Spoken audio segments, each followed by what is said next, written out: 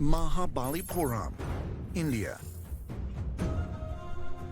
While at a local library with fellow ancient astronaut theorist Praveen Mohan, Georgios Tsoukalos gets a first-hand look at early copies of some of India's most important ancient texts.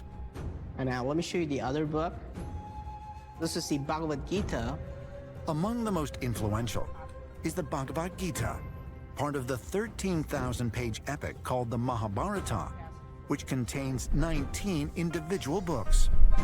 Historians think this text was written around 500 BC, so this book is 2,500 years old. Okay. But according to quote-unquote mythology, this was supposed to be written at least 10,000 years ago.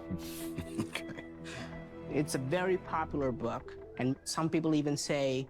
Why is this fucking hippie scientist, spiritual alien believer laughing at that? ...book, and some people even say... As if he's not the joke himself. ...is hidden in this book. Not just regular people, but modern physicists. So the argument can be made that the knowledge of, for example, the atom is contained in a book. Yes. That is at least 2,500 years old. And some stories say that it was given by an otherworldly being. Yes. Okay. Even Robert Oppenheimer, who is the father of atomic bomb, was fascinated by this book. Really? Wow. Yes. Okay, that's interesting. No, he was Del not. Muerto Desert, New Mexico, July 16th, 1945. In the middle of the barren Alamogordo bombing and gunnery Everyone just range, constantly lying. scientists detonate the first man-made nuclear weapon.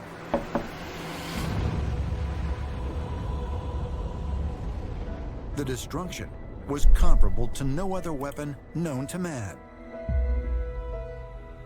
The father of the atomic bomb was J. Robert Oppenheimer, the leader of the Manhattan Project, a secret government program created to develop such a weapon.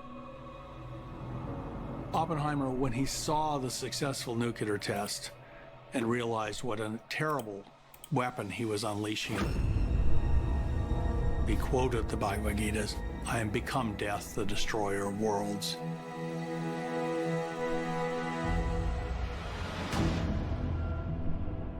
Oppenheimer's interest in ancient Sanskrit literature began while he was a professor at the University of California, Berkeley, and was introduced to the texts by renowned scholar Arthur W. Ryder. Under Ryder's tutelage, Oppenheimer extensively studied the Vedic scriptures and became proficient in Sanskrit.